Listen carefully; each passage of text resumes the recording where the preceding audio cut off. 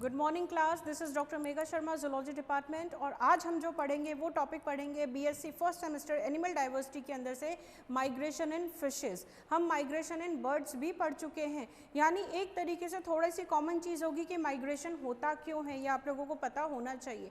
अब हम किसके अंदर पढ़ रहे हैं? माइग्रेशन इन फिशेस यानी पाइसीज के अंदर। माइग्रेशन क्यों होता है? एक जगह से दूसरी जगह पर जाना माइग्रेशन कहलाता है, ये हम पहले भी डिस्कस कर चुके हैं। लेकिन माइग्रेशन होने के लिए क्या स्टिमुलेट करता है, क्या चीज़ें होती है, हम हमारा घर छोड़कर दूसरी जगह पर क्यों जाते हैं, कई बार लोकेशन क्यों चेंज करते हैं? क्योंकि वहाँ पर कोई ना कोई परिस्थिति हमारे अनुकूल नहीं होती, यानी अनफेवरेबल कंडीशंस में हम बाहर जाना पसंद करते हैं या हमारी जगह को चेंज करना पसंद करते हैं, ठीक है। या हमारे सर्वाइवल के लिए हम दूसरी जगह पर जाते हैं जहाँ पर कंपटीशन कम हो, रिसोर्सेज चाहे वो किसी भी तरीके के रिसोर्सेज ज़्यादा हों, ठीक है, या सफिशिएंट हो कि जिससे प्रतिस्पर्धा ज़्यादा नहीं हो और हमारी जो सर्वाइवल रेट है वो क्या हो जाए, बढ़ जाए। तो इसी प्रकार से पाइसिस के अंदर भी क्या पाया जाता है? माइग्रेशन पाया जाता है, ठीक है। फॉर एग्जाम्पल ये दो है, एक बार आप इनके नाम लर्न कर लो। This is yellow eye rock fish and this is the cod fish. I will give you the whole list of the migratory fishes, ठीक है। अब मैंने बोला सर्वाइवल, कोई भी स्पीशीज सर्वाइव कब कर सकती है?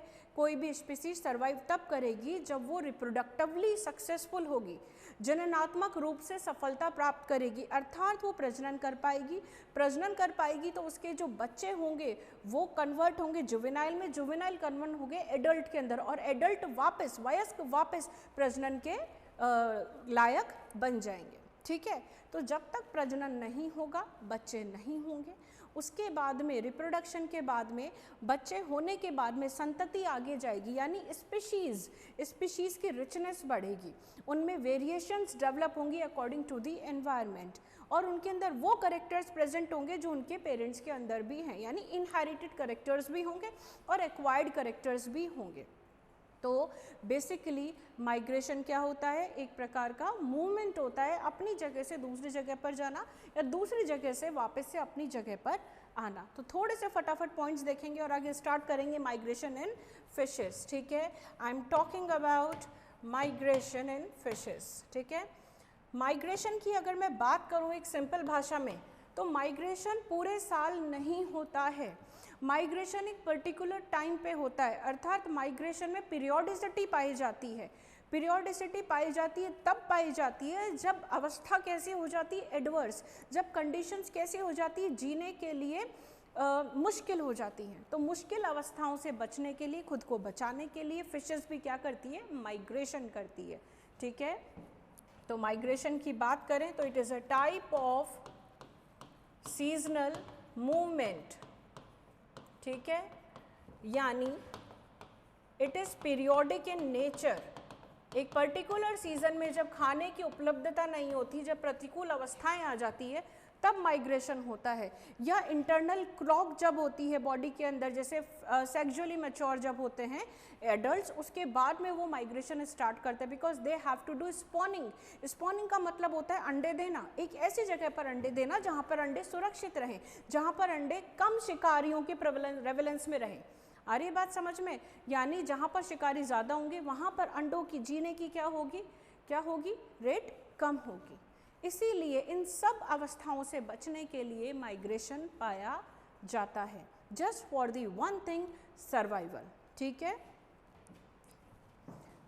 From the one area to the another area, और वापस उस एरिया से कहाँ पे आना? अपने होम साइट के ऊपर आना, होम साइट पे आना, यानी अपने इनको रास्ता पता है कि इस रास्ते से मुझे इस एरिया में जाना है और यहाँ पर एग्स देने हैं, ठीक है, और वापस एग्स देने के बाद में मेरे को ट्रैवल करके अपने होमिंग साइट के ऊपर आ जाना है। अब यहाँ पर बीच में बड़े खतरे होते हैं, क्योंकि यहाँ पर जब वो माइग्रेशन करके मछली जाती है दूसरी जगह पर, दूर दूर से जो डिस्टेंस होती है उसको ट्रैवल करती है, तो उसका फैट एडिपोज टिश्यूज़ के अंदर जो स्टोर होता है वो सारा बर्न हो जाता है, एनर्जी काम में आ जाती है, तो वापस लौटने की क्षमता उसमें थोड़ी कम हो जाती है।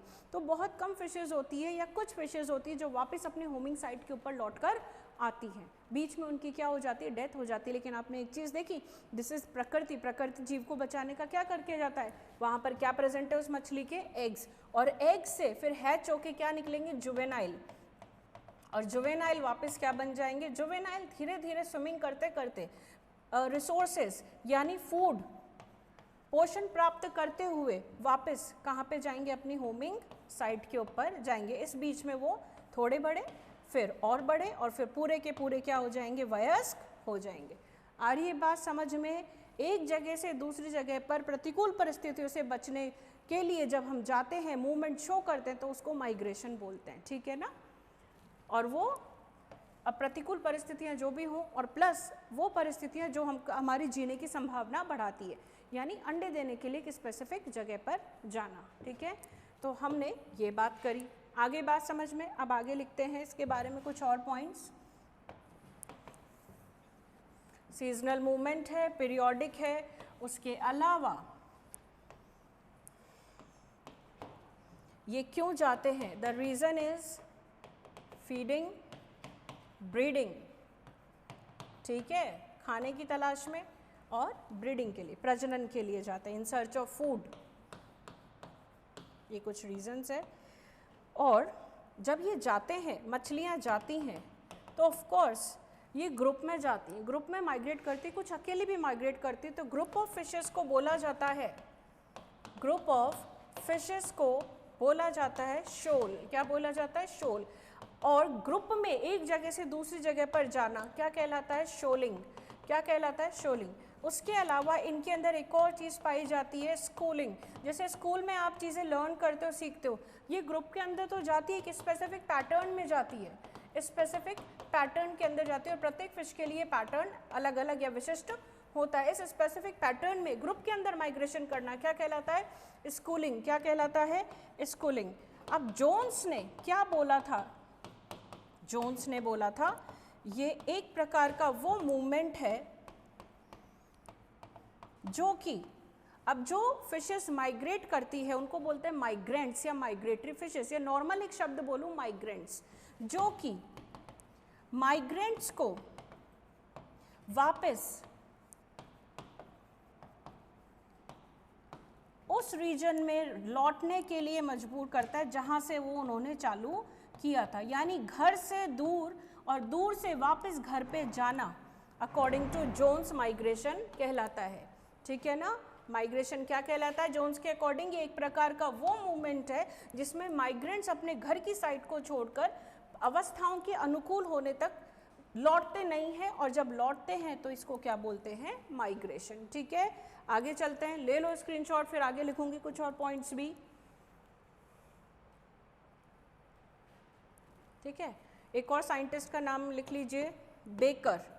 बेकर ने 1998 के अंदर ये बताया था, ये एक प्रकार का मूवमेंट है, एक स्पेशल यूनिट से दूसरे स्पेशल यूनिट की तरफ जाना, जहां पर उनको क्या मिलती है, मेन मुद्दा रिप्रोडक्टिव सक्सेस। क्या मिलती है, रिप्रोडक्टिव सक्सेस, यानी वो सक्सेसफुली अंडे दे सकते हैं, और अंडे देने के बाद उस जगह पर उनके अंडे डेवलप हो सकते हैं, हैच होके डेवलप होते हैं, और धीरे धीरे किसमें परिवर्तित हो जाते हैं, एडल्ट में।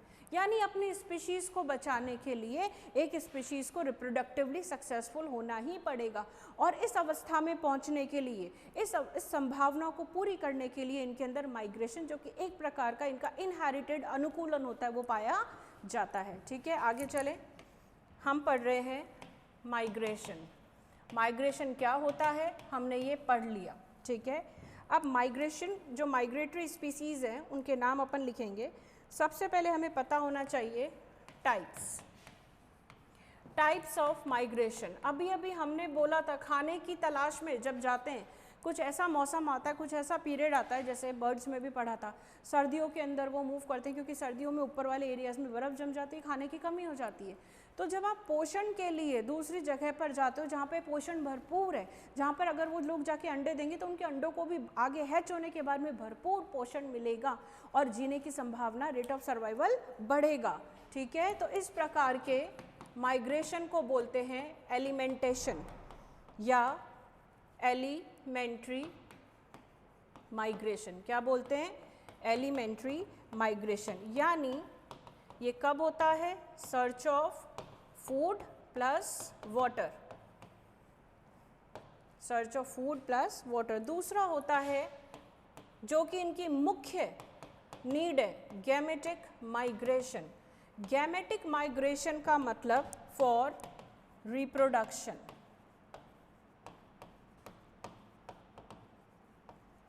किसके लिए जाते हैं ये? प्रजनन के लिए। तीसरा, हार्श क्लाइमेटिक कंडीशन से बचने के लिए जब जाते हैं तो इस प्रकार के माइग्रेशन को क्या बोलते हैं? क्लाइमेटिक। यानी एडवर्स क्लाइमेट से बचने के लिए ये दूसरी जगह पर क्या करते हैं? माइग्रेशन करते हैं, जहाँ पर इनको बेटर क्या मिले? सुविधाएं। कैसी सुविधाएं? बेटर एनवायरमेंटल रिसोर्सेज अवेलेबल, जहाँ का क्लाइमेट क्या हो? ज़्यादा बेटर हो comparatively to the harsh climate. और लास्ट वाला लिख लीजिए, ऑस्मो रेगुलेटरी माइग्रेशन। यहाँ पे आपको एक चीज़ समझ में आ रही है? यहाँ पे मैंने जितने भी नाम लिखे ये एक प्रकार के कारक भी हैं जो प्रभावित करते हैं। यानी लास्ट में हम लिखेंगे कि what are the factors which affect the migration. Migration को प्रभावित करने वाले कारक वही हैं जिसकी वजह से माइग्रेशन होता है। खाना, फूड की अवेलेबिलिटी इज ऑल्सो फैक्टर। दूसरा, for reproduction is also a factor. तीसरा, क्लाइमेट चेंज होगा, माइग्रेशन होगा, अदरवाइज नहीं होगा। ठीक है। और चौथा, सॉल्ट की कॉन्सेंट्रेशन। पानी के अंदर सैलिनिटी बदलती रहती है, उस वजह से कुछ फिशेज अपने आप को अडेप्ट नहीं कर पाती और उन्हें ऐसे एनवायरनमेंट में जाना पड़ता है जहाँ पे वो अपना ऑस्मो रेगुलेटरी जल हिंदी में बोलते हैं इसको जल परासरण नियमन वो कर सके। ठीक है। अपने बॉडी का salt concentration, water concentration regulate कर सके, क्योंकि सॉल्ट और वाटर ऐसी चीज़ है जो कि बॉडी के अंदर अगर ऑप्टिमम अवस्था में रहती है तो बॉडी की फिजियोलॉजी, बॉडी के बायोकेमिकल पाथवेज, जैव रासायनिक जितने भी पाथवेज है वो आसानी से नॉर्मल वे में चल सके। कहने का मतलब एंजाइम एक्टिवेट रहेंगे, काम चलता रहेगा। ठीक है ना। तो ऑस्मो रेगुलेशन माइग्रेशन, जब सैलिनिटी एक फैक्टर होती है, सैलिनिटी पानी की चेंज होती है, तब भी मछलियाँ गमन करती है। जैसे फॉर एग्जांपल कई बार अंडों को जीवित रखने के लिए फ्रेश वाटर में जाना पड़ता है, कई बार अंडों को यानी ऐसी ऑप्टिमम अवस्था में जाना पड़ता है जहाँ पे क्या हो? लवणता हो, यानी fresh water to sea water, sea water से फ्रेश वाटर। आई बात समझ में? चलो अब आगे चलते हैं, नेक्स्ट लिखते हैं। द नेक्स्ट इसका आएगा माइग्रेटरी फिशेस के, आप एक बार नाम लिख लीजिए। माइग्रेटरी, दो मैंने आपको बताई थी, इसीलिए बताई थी, जल्दी बताइए। दो मैं लिखवा चुकी हूं।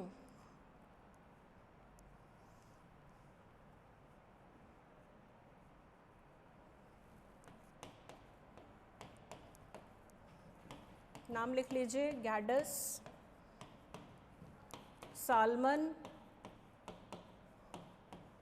ठीक है। यानी साल्मन की सारी स्पीशीज मोस्टली क्या करती है? माइग्रेशन करती है। अमेरिकन ईल, नाम बताइए अमेरिकन ईल का, अभी पढ़ाया था जूलॉजी के अंदर। एंगुला, हिल्सा। ठीक है, इसको हिल्सा ही बोलते हैं। द फ्लैट फिश, इसका नाम है प्लूरोनेक्टीज। ठीक है। और लास्ट वाला लैम्प्रेज, जिसको पेट्रोमाइजोन बोलते हैं। लैम्प्रेज, पेट्रोमाइजोन समुद्री पानी में पाई जाती है, इसलिए मैरिनस लर्न करने का तरीका। ठीक है। ये कुछ माइग्रेटरी फिशेस हैं जो कि प्रवसन, माइग्रेशन को हिंदी में बोलते हैं प्रवसन, शो करती है। ठीक है। पीरियोडिसिटी मैंने डिस्कस कर दी। अब किस तरीके से ये माइग्रेशन करती है? ऑफ कोर्स पानी में रहेगी तो पानी में से एक जगह पर दूसरी जगह जाएंगी। जैसे जैसे पानी बहेगा यानी पानी की धारा के साथ में जाएंगी, ठीक है, या पानी की धारा के ऑपोजिट में जाएंगी, ऐसे ही माइग्रेशन होगा। और कैसे होगा? ठीक है ना। तो अब हम पढ़ेंगे methods of migration. Methods of migration दो तरीके से बना लीजिए फटाफट। पानी की धारा के साथ बहती रहेंगी और प्रवसन शो करेंगी, उसको बोलते हैं बाय ड्रिफ्टिंग। क्या बोलते हैं? By drifting. और तीसरा होता है एक जगह पर जाएंगी एक साथ और अलग अलग डायरेक्शन में फैल जाएंगी। इसको बोलते हैं रैंडम लोकोमोटरी मूवमेंट, अलग अलग डायरेक्शन में फैल जाएंगी, ठीक है ना। इन दोनों चीज़ों की वजह से एक चीज़ तो हो रही है कॉमन, स्पीशीज़ का जो पहले भी पढ़ाया था, डिस्ट्रीब्यूशन, वितरण हो रहा है, डिस्पर्सल, यानी स्पीशीज़ की रिचनेस बढ़ रही है, ठीक है ना, बाय ड्रिफ्टिंग, यानी in the direction of water current, यानी पानी का डायरेक्शन इनके लिए फैक्टर है, पानी का डायरेक्शन इनके लिए एक फैक्टर है जो प्रभावित करता है इनके माइग्रेशन को। It is a type of directional migration या डायरेक्शनल मूवमेंट। इसके अंदर ये रैंडम डायरेक्शन में होते हैं, स्पेसिफिक डायरेक्शन में नहीं होते, ठीक है। इसकी वजह से जो स्पीशीज़ का डिस्ट्रीब्यूशन है अलग अलग दिशाओं में, जैसे इस दिशा में 2 चली गई, इसमें 2, यूनिफॉर्म डिस्ट्रीब्यूशन हो जाता है स्पीशीज़ का, स्पीशीज़, ठीक है। और दोनों की वजह से बस एक चीज़ हो रही है, स्पीशीज़ का क्या हो रहा है, डिस्पर्सल, डिस्पर्सल यानी वितरण हो रहा है अलग अलग जगह पर, ठीक है।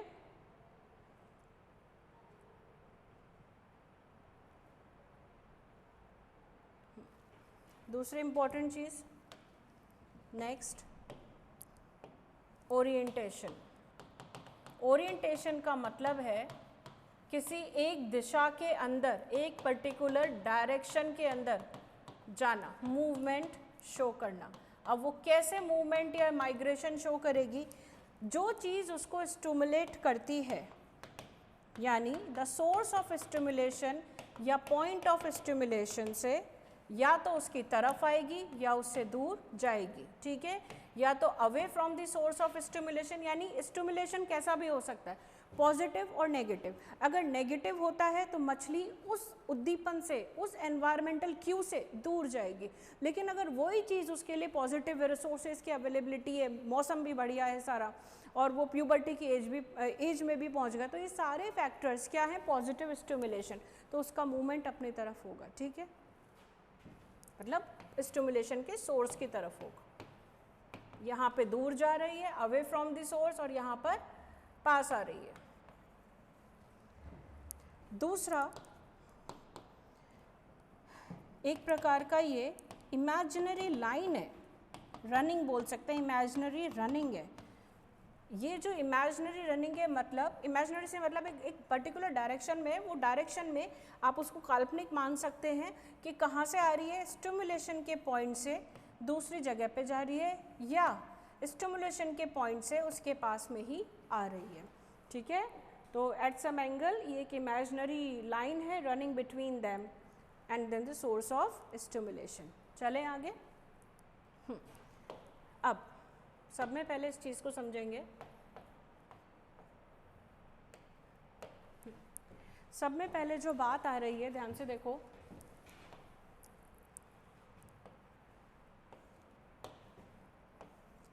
दो चीज़ ध्यान में रखना। अंडे कौन दे सकता है, जो मैच्योर होगा, जो क्या होगा, मैच्योर होगा, ठीक है। एक बार मेरे को इसको क्लियर करने दो।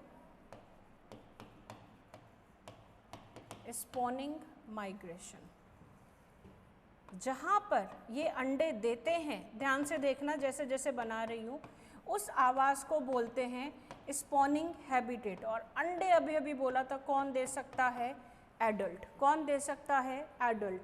उसके बाद में एडल्ट मूवमेंट शो करते हैं उस जगह पर। मैंने पहले पक्षियों में पढ़ाया था, सर्दियाँ यानी क्लाइमेट चेंज के अकॉर्डिंग भी जब जाते हैं तो उसको बोलते हैं विंटरिंग माइग्रेशन। क्या बोलते हैं, और जिस जगह पर जाते हैं विंटरिंग हैबिटेट, तो उसको क्या बोलेंगे, विंटरिंग हैबिटेट।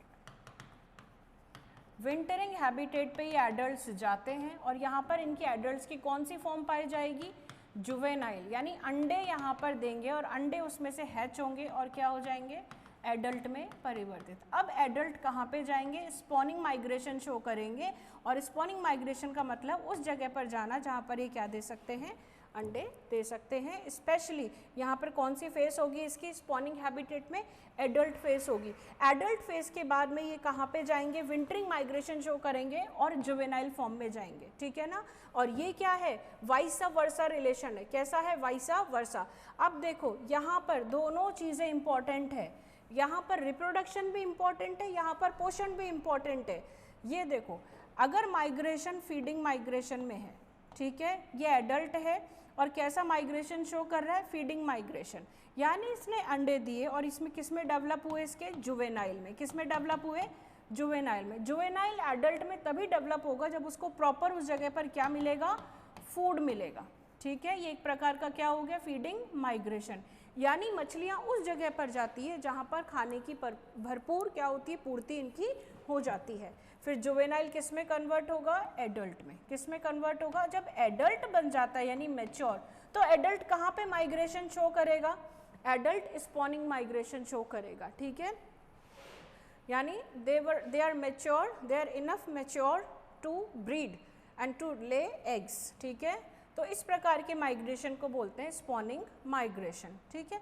एडल्ट की जो अलग फेस है यहाँ पर इसको बोल दिया सब एडल्ट, ठीक है, और ये भी माइग्रेशन शो करते हैं, वो spawning migration. These are the phases of the adult, juvenile से adult and then sub adult. आगे बात समझ में, तो यानी यहाँ पे हमको खुद शो हो रहा है। अब देखो जुवेनाइल जो है, अब ये यहाँ पर दो प्रकार का है। जुवेनाइल जो है वो उस जगह पर जाएंगे जहाँ पर खाना होगा, तो वही फीडिंग माइग्रेशन, ठीक है ना। यहाँ पर भी वही चीज़ थी, एडल्ट अंडे देने के लिए उस जगह पर जाएंगे जहाँ पर क्या होंगे, रिसोर्सेज अवेलेबल होंगे, तो ये भी फीडिंग माइग्रेशन। और फिर यहाँ पर जब ये मैच्योर हो जाते हैं तो ऐसी जगह पर जाते हैं जहाँ पर ये अपने उस एडवर्स प्रतिकूल अवस्था जिसको बोलते हैं विंटरिंग एरिया, वहाँ पर जाएंगे, तो इसको बोलते हैं विंटरिंग माइग्रेशन। आई बात समझ में, तो इस प्रकार से ये चलता रहता है, स्पॉनिंग माइग्रेशन से wintering migration, in search of food and to lay eggs, ठीक है। चलो आगे चलते हैं। आगे अब हम पढ़ते हैं टाइप्स ऑफ माइग्रेशन। क्या पढ़ते हैं, types of migration. This is the type of migration, ये चार्ट आपको लर्न कर लेना है।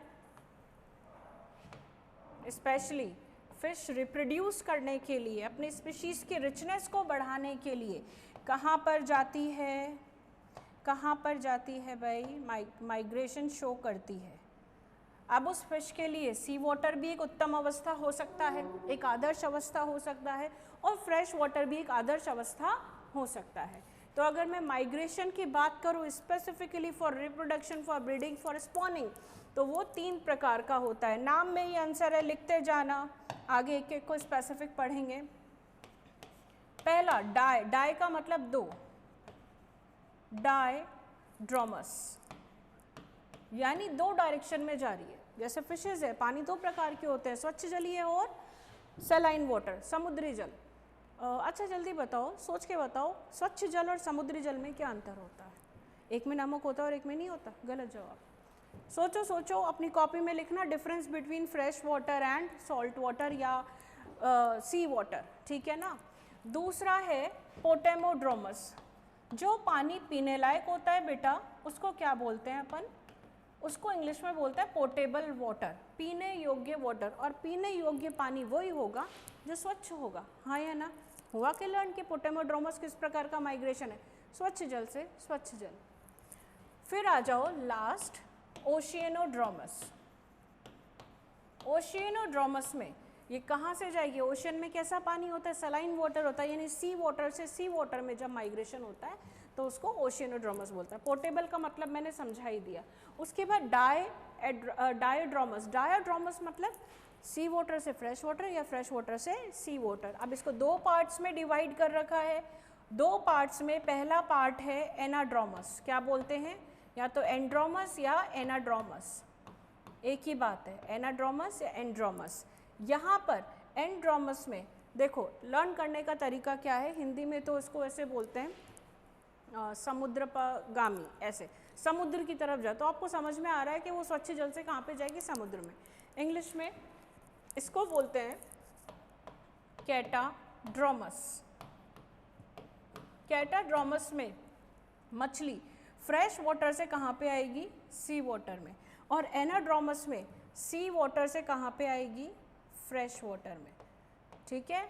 एनाड्रोमस में कहाँ से आएगी, सी वाटर, यानी फिश मोस्टली अपना जीवन कहाँ पे बिता रही है, मराइन यानी सी वाटर में, सलाइन वाटर में। और यहाँ पर मछली फ्रेश वाटर में अपना मोस्टली जीवन बिता रही है, लेकिन स्पॉनिंग के लिए कहाँ पे आ रही है, सी वाटर में आ रही है, जहाँ पर उसके बच्चों को खतरा कम हो, जहाँ पे उसके बच्चों के लिए रिसोर्सेज ज़्यादा अवेलेबल हों, ठीक है। चलो अब आगे पढ़ते हैं।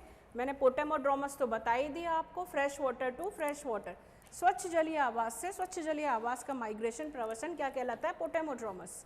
ओशिनोड्रोमस लवणीय जल से या समुद्री जल से समुद्री जल में प्रवसन क्या कहलाता है, ओशिनोड्रोमस। और एक और होता है वर्टिकल माइग्रेशन, क्या होता है, ऊर्ध्वाधर माइग्रेशन, यानी फिशेस जब तैरती हैं, रोज़मर्रा का जो फिजियोलॉजिकल एक्टिविटी करने के लिए हम चलते हैं, फिशेस स्विमिंग करती है, कभी वो पानी की बात कर रहे हैं तो गहराई की बात कर रहे हैं, तो ऊपर से नीचे या नीचे से ऊपर आना क्या कहलाता है, वर्टिकल माइग्रेशन, क्या कहलाता है, वर्टिकल माइग्रेशन। चलो अब वन बाय वन सारा देख लेते हैं फटाफट से।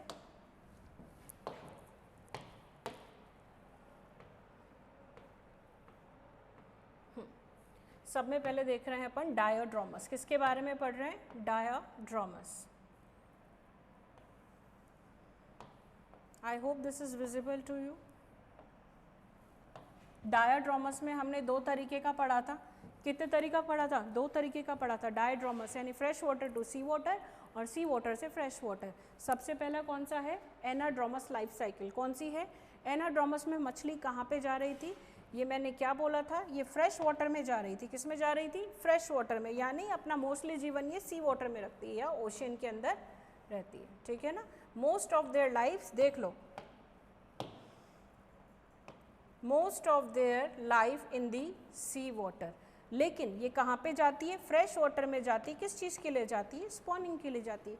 इसका एग्जाम्पल लर्न कर लीजिए, साल्मोन एंड ट्राउट, ये इसकी लाइफ साइकिल है, एग्जाम में ऐसे ही बना के आनी है, ध्यान से देखिए। अब हमने बोला दो तरीके के आवास बनाओ, दो तरीके के आवास में एक तो हो गया फ्रेश वाटर,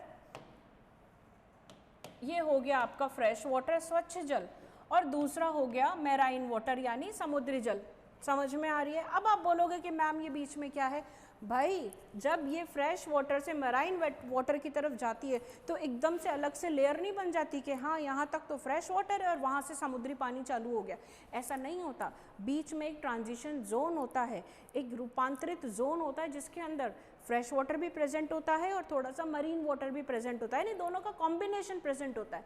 इसको बोलते हैं हिंदी में वेला संगम, क्या बोलते हैं, वेला संगम या एस्चुरी, क्या बोलते हैं, एस्चुरी। आई बात समझ में, जब फ्रेश वाटर से मरीन की तरफ जा रही है या मरीन से फ्रेश वाटर की तरफ आ रही तो बीच में एक बदलाव वाला जोन जिसको बोलते हैं ट्रांजिशन जोन पाया जाता है। ये वो जोन है जिसमें से एक आवास से दूसरे आवास में फिश ट्रेवल करती है, और एस्चुरी के अंदर ही सब में ज़्यादा विविधता पाई जाती है क्योंकि उसमें दोनों प्रकार का पानी है, कम सैलिनिटी वाला और हाई सैलिनिटी वाला भी, और खुद वहाँ की स्पीशीज़ यानी फ्रेश वाटर की स्पीशीज़ भी उसमें सर्वाइव कर सकती है, उसके अंदर समुद्र वाली भी कर सकती है और उसके अंदर खुद उसकी पर्टिकुलर विशिष्ट स्पीशीज़ भी सर्वाइव कर सकती है। ये आप थर्ड ईयर में इकोलॉजी में पढ़ोगे जब किताब आएगी कि वेला संगम क्या होता है, वेला संगम के आवास को समझाइए, प्लस वेला संगम में किस प्रकार की बायोडाइवर्सिटी पाई जाती है, फ्लोरा एंड फौना, वो सारा, ठीक है। तो ये बीच में जो लिखा हुआ है ये है एस्चुरी, क्या है, एस्चुरी, वेला संगम, ये हो गया समुद्री या समुद्र, ये हो गया स्वच्छ जल, ठीक है। तो ये मछली एनाड्रोमस जो साल्मोन है वो कहाँ पर आकर अंडे दे रही है, फ्रेश वाटर में, ठीक है भाई, इसने अंडे दे दिए यहाँ पर, अच्छी बात है, अंडे कौन देगा, एडल्ट देगा। अब इसने माइग्रेट किया, माइग्रेट करते करते इसकी कौन सी अवस्था आ गई है बीच में, जुवेनाइल अवस्था, यानी अंडों से छोटी मछली बाहर आई और कौन सी अवस्था में पहुंची, जुवेनाइल, छोटी मछली, ठीक है। उसके बाद धीरे धीरे ये पोषण प्राप्त करती हुई कहाँ पे आ गई, समुद्र में, और समुद्र में आकर देखो यहाँ पर फ्रेश वाटर की सैलिनिटी कम होती है, लो डिफरेंस बता दिया मैंने, और सॉल्ट वाटर की लवणता सैलिनिटी क्या होती है, ज़्यादा होती है, यानी सी वाटर की। ये कहाँ पर आ गई, अपने मैराइन वाटर में, और मैराइन वाटर में ये मोस्ट ऑफ द टाइम अपना समय व्यतीत करती है। इसलिए इसको ज़्यादा बड़ा बनाया है। तो ये पूरा क्या है, complete adult, and this adult form migrates to the fresh water. इसका क्या हो गया, एनाड्रोमस। आगे चले, यहाँ पे एरो को या तो उल्टा बना देना, तो वो बन जाएगा आपका कौन सा, कैटाड्रोमस, या यहाँ पे इसको आप उल्टा लिख देना। फ्रेश वाटर की जगह क्या लिख दोगे, मरीन लिख दोगे, यहाँ पे फ्रेश वाटर लिख दोगे, यहाँ पे मरीन लिख दोगे, ठीक है। चलो आगे चलते हैं। तो ये कहाँ पे आ गई, फ्रेश वाटर में आ गई। ये है anadromous life cycle. I hope ये पॉइंट समझ में आया होगा। अंडे दिए फ्रेश वाटर में, अंडे देने के लिए ये आई कहाँ सर, समुद्री से। तो समुद्री से जब स्वच्छ जले में आते हैं तो ऐसा क्या कहलाता है, एनाड्रोमस माइग्रेशन, और ऐसी मछलियाँ कहलाती anadromous fishes, for example salmon. चलो आगे चलते हैं फटाफट से। एनाड्रोमस के बाद आएगा आपका कैटाड्रोमस। हाँ जी, अब अंडे कहाँ पे देंगे, बस अंडे की पोजीशन चेंज कर सकते हैं। अंडे की पोजीशन चेंज कर दोगे तो, या लाइफ साइकिल की जो अवस्थाएं हैं, परिवर्धन अवस्थाएं, वयस्क और अंडे, उनको बदल दोगे तो वो कैटाड्रोमस बन जाएगा। एक तरीका ये भी है लर्न करने का। तो यहाँ पर आपके सामने, हाँ ध्यान से देखो, वही दो प्रकार के आवास।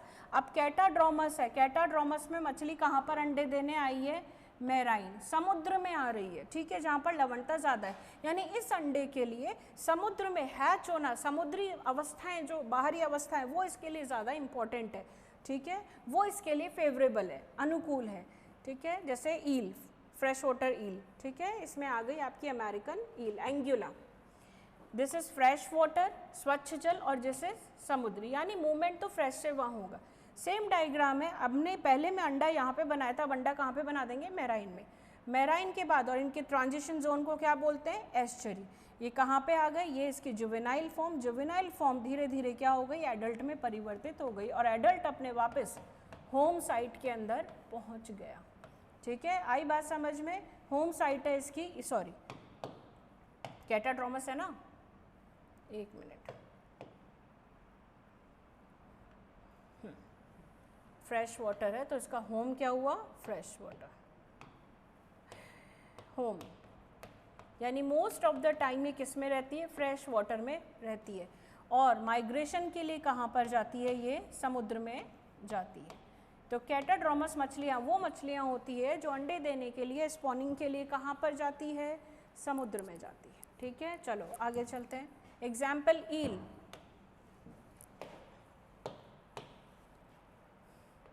उसके बाद आपका, अब बताइए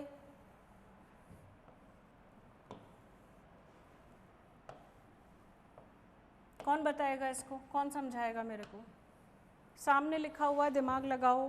पोटेमोड्रोमस, पोटेमोड्रोमस में मैंने क्या बताया था, पोटेमोड्रोमस में यानी वो पानी जो पीने लायक होता है, स्वच्छ जल, इस प्रकार के माइग्रेशन को क्या बोलते हैं, पोटेमोड्रोमस।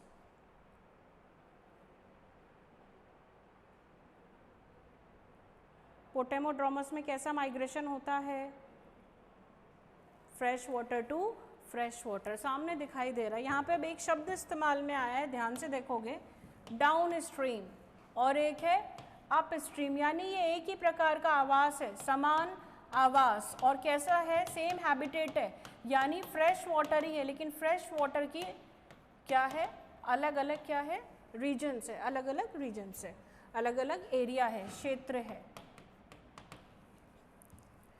कई बार ये डाउन स्ट्रीम भी हो सकता है, कई बार ये अप स्ट्रीम भी हो सकता है।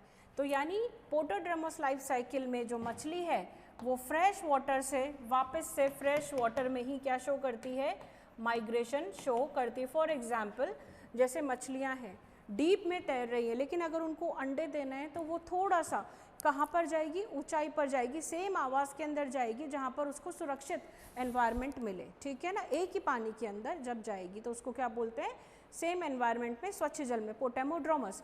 और एक होता है, ध्यान से सुन लो नहीं तो मैं भूल जाऊंगी वापस, जब मछलियाँ अंडे देने के लिए कहाँ पर जाती, किनारे की तरफ, यानी जब उनको थोड़ा सा ज़मीन और थोड़ा सा पानी चाहिए, दलदली इलाका चाहिए, तो किनारे को इंग्लिश में बोलते हैं शोर। क्या बोलते हैं, शोर। तो इस प्रकार के माइग्रेशन को बोलते हैं शोर माइग्रेशन, ठीक है।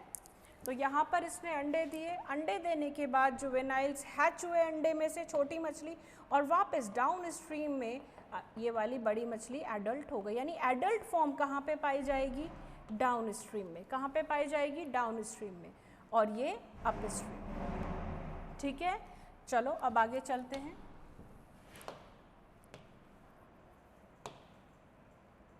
ये है ओशियनोड्रोमस, यानी जब समुद्री जल के अंदर क्या होता है, प्रवसन होता है, तो इस प्रकार के प्रवसन को ओशियनोड्रोमस कहते हैं। क्या कहते हैं, ओशियनोड्रोमस कहते हैं। देखिए, जहाँ पर मछलियाँ ढेर सारी पाई जाएंगी वो उनके होमिंग ग्राउंड्स होते हैं। क्या होते हैं, होमिंग ग्राउंड्स होते हैं। वहाँ पे इनकी परिवर्धन की विभिन्न अवस्था होती है अंडे को छोड़कर। तो ऐसे को क्या बोलते हैं, होम रीफ। क्या बोलते हैं, होम रीफ। होम रीफ पर ये पाई गई एडल्ट, ठीक है, इस फॉर्म में आई है। होम रीफ यानी अंडे वापस से हैच होने के बाद में कहाँ पर पहुँच गए, अपने होम रीफ पर, अपने घर पर पहुँच गए। और यही मछलियाँ कहाँ पर जाती है, वापस से अंडे देने के लिए जाती है। अंडे देने वाले स्थलों को बोलते हैं स्पॉनिंग ग्राउंड्स। क्या बोलते हैं, अंडे दिए और वापस ये लौट गए। अंडों में से जुवेनाइल हैच हुए और वापस ये कौन सी अवस्था में आ गई, एडल्ट अवस्था में आ गई। यानी अलग अलग क्षेत्र होते हैं पानी के अंदर भी, तो अलग अलग, यानी होम जहाँ पे मछली स्पेसिफिकली पाई जाएगी, और दूसरा जहाँ पर ये अंडे देगी। हम ये पेरेंटल केयर में भी पढ़ेंगे कई बार। जैसे मेंढक के अंदर हमने पढ़ा था, एम्फीबिया के अंदर अलग अलग क्या पढ़े थे, पेरेंटल केयर पढ़े थे। घोंसले बनाती हैं मछलियाँ भी, पानी के नीचे तल में भी ये एक गर्त सा बनाकर वहाँ भी अंडे देती है और उसको मिट्टी से ढक देती है। अपने कौन से फिन की सहायता से, पेल्विक फिन, फिन्स कल पढ़े हैं हमने, ठीक है। ये सारी चीज़ हम पढ़ेंगे। कुछ वनस्पतियों के बीच में बनाती है, ऊपर नहीं, बीच में भी बनाती है नेस्ट, ये सारा पढ़ेंगे। इसको हैंगिंग नेस्ट भी बोलते हैं। तो इस प्रकार से ओशियनोड्रोमस मतलब मरीन वाटर से या समुद्री पानी में से वापस समुद्री पानी में लौटना, बस उसके क्षेत्र क्या हो जाते हैं, अलग अलग हो जाते हैं। तो इसको बोलते हैं ओशियनोड्रोमस। क्या बोलते हैं, ओशियनोड्रोमस। ठीक है, तो अभी तक हमने क्या पढ़ा, माइग्रेशन के अंदर एक बार हम रिपीट कर लेते हैं। माइग्रेशन के अंदर हमने पढ़ा माइग्रेशन क्या होता है, व्हाट इज माइग्रेशन, माइग्रेशन क्यों होता है, माइग्रेशन कैसे होता है और किस डायरेक्शन में होता है, और माइग्रेशन के टाइप्स पढ़ लिए, ये सब हमने पढ़ लिया। लास्ट में हम पढ़ेंगे फैक्टर्स अफेक्टिंग माइग्रेशन। क्या पढ़ेंगे, वो फैक्टर्स, वो कारक जो किसको प्रभावित करते हैं, माइग्रेशन। किसको प्रभावित करते हैं, माइग्रेशन को। जल्दी बताइए, क्या मैंने इसके बारे में आपको पढ़ाया नहीं या बताया नहीं कि कौन कौन से फैक्टर्स हैं जो कि एक माइग्रेशन को प्रभावित करेंगे। बना लीजिए चार्ट फटाफट।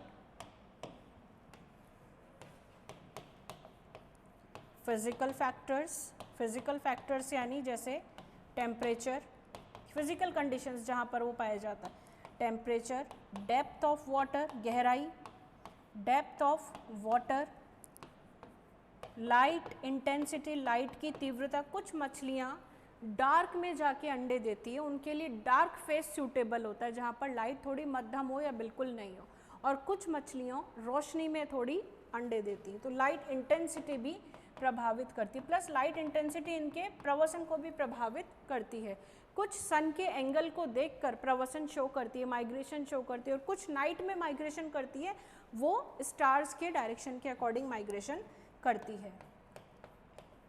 फोटो पीरियड, लाइट कितने समय तक चाहिए उसको बोलते हैं फोटो पीरियड। क्या बोलते हैं, फोटो पीरियड। प्लस इसके अलावा पानी क्लियर है कि नहीं, पानी क्लियर है कि नहीं उसको बोलते हैं टर्बिडिटी। क्या बोलते हैं, अगर क्लियर नहीं है तो वो ज़्यादा टर्बिड है, प्रवसन में थोड़ी उसको क्या आएगी, दिक्कत आएगी। उसके अलावा दूसरे फैक्टर्स है रासायनिक कारक। कौन से कारक, केमिकल फैक्टर्स। केमिकल फैक्टर्स में अभी अभी एक चीज़ आई थी, लवणता। लवणता को बोलते हैं सैलिनिटी। क्या बोलते हैं, सैलिनिटी। उसके अलावा पीएच पानी की, या किसी भी प्रकार का बदलाव जो कि पानी की गंध और पानी की कॉम्पोजिशन को चेंज करता है, वो भी प्रवसन को प्रभावित करता है। Smell and taste of water. और लास्ट फैक्टर्स हैं बायोलॉजिकल फैक्टर्स। कौन से factors, biological factors. Biological factors में फिशेस तभी माइग्रेशन शो करेगी जब वो क्या हो जाएगी, सेक्सुअली मैच्योर। क्या हो जाएगी, सेक्सुअली मैच्योर हो जाएगी। फूड बॉडी की clock, internal clock, physiological clock, ठीक है, फिजियोलॉजिकल क्लॉक। तो these are the factors which influence the migration. पहला खाना, दूसरा रिप्रोडक्शन और तीसरा फिजिकल फैक्टर्स है क्लाइमेटिक फैक्टर्स। ये सब इसके अंदर आ गए, आप इसका एसएस ले लो, ठीक है। लास्ट हम पढ़ेंगे कि what is the advantage of migration. Advantage पढ़ने से पहले थोड़ा सा फ्लैशबैक में जाएंगे और बताइए कि अगर मछली माइग्रेशन कर रही है ना, पढ़ लिया, और कैसे कर रही है ये भी पढ़ लिया, उसकी बहुत बड़ी कमी क्या है, मछलियों पे इसका क्या दुष्प्रभाव पड़ता है, ऐसा कुछ है, डिसएडवांटेज है क्या, कुछ सीमाएं हैं क्या माइग्रेशन की, सोच के देखो, मैंने क्लास के बीच में भी बोला था। तो अब हम पढ़ेंगे एडवांटेज, क्या फ़ायदा है, क्या बेनिफिट है। पहला बेनिफिट तो हमेशा मैं लिखती हूँ सर्वाइवल। सर्वाइव होगी तो स्पीशीज सर्वाइव कब कर सकती है, जब वो रिप्रोडक्शन कर सकती है, रिप्रोडक्शन कर सकती है। रिप्रोडक्शन अगर वो कर सकती है तो वो कौन सी फॉर्म में कन्वर्ट हो जाएगी, यानी वो अपने ओवीपैरिटी के बाद में वो जुवेनाइल, और जुवेनाइल के बाद में वो किस में कन्वर्ट हो जाएगी, एडल्ट के अंदर कन्वर्ट हो जाएगी, ठीक है। ये जो एग्स हैं ये स्पीशीज़ को जन्म दे रहे हैं, यानी एक चीज़ तो स्पीशीज़ दूसरी जगह गई तो स्पीशीज़ का क्या हुआ, वितरण, डिस्पर्सल, जो कि एक पर्टिकुलर एरिया के अलावा दूसरे ज्योग्राफिकल रीजन्स में भी स्पीशीज़ की प्रेजेंस को बताता है, दर्शाता है। डिस्ट्रीब्यूशन ऑफ स्पीशीज़, ठीक है, इन डिफरेंट ज्योग्राफिकल लोकेशंस, इससे स्पीशीज रिचनेस बढ़ती है, ठीक है। हम इस मछली को वहाँ भी देख सकते हैं और दूसरी जगह भी पाई ये जा सकती है। डिस्पर्सल हो गया, रिप्रोडक्टिवली सक्सेसफुल हो गए, सर्वाइवल हो गए। और माइग्रेशन एडवांटेज देती है, किस चीज़ का एडवांटेज देती है डिस्पर्सल के बाद, जल्दी बताओ, अभी अभी पढ़ा था हमने। माइग्रेशन, रिप्रोडक्टिव बायोडाइवर्सिटी रिच हो जाएगी, अलग अलग जगह पर आपको स्पीशीज़ मिलेगी, और क्या हो सकता है माइग्रेशन का, अपने हिसाब से फ्रेम करिए, अपने स्पीशीज रिचनेस, ठीक है, यानी सर्वाइवल की रेट इन सभी कारकों से क्या हो जाएगी, बढ़ जाएगी। डिसएडवांटेज ये होता है भाई, अभी अभी बताया था, जब माइग्रेशन करती है फिशेस तो माइग्रेशन के रास्ते में ज़रूरी नहीं वो वहाँ पर पहुँचे, एनवायरमेंटल फैक्टर्स, प्रीडेटर्स, इन सब का भी वो शिकार बन सकती है, ठीक है। उसके अलावा जब माइग्रेशन पे, जब उसने अंडे दिए, सारी एनर्जी लगा दी दूर दूर के डिस्टेंस ट्रैवल करने के लिए, जब ये वापस आते हैं तो ये क्या हो जाते हैं, डेड हो जाते हैं, इनकी डेथ हो जाती है, कई बार अंडे देने के बाद भी हो जाती है, ठीक है। तो माइग्रेशन में एक चीज़ ये हो गई कि थोड़ा सा पेरेंटल केयर का क्या हो गया, अभाव हो गया, और अगर पेरेंटल केयर है तो सारी एनर्जी वहीं लग जाती है और वो फिशेस क्या हो जाती है, डेड हो जाती है, यानी वापस वो अपने होमिंग साइट पर नहीं पहुँच पाती। तो this is all about migration, that's it.